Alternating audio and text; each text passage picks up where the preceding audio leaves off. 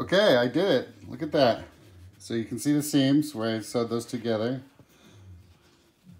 And 2 seams there.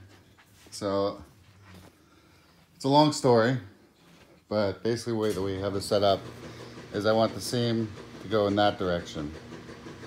So towards this waffle-ish design. So as you can see, they naturally want to go the other way. Of course they do. But we have our iron, which we left on. Bad news. Don't do that.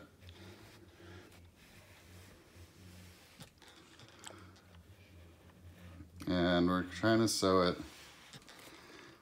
that way. Not so bad.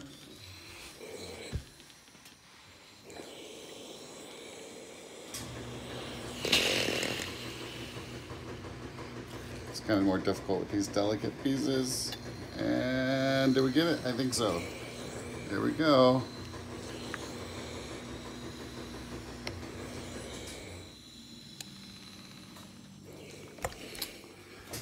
All right, now for that side. Looks interesting enough, right? Let's iron it so this pulls out a little bit. Pause.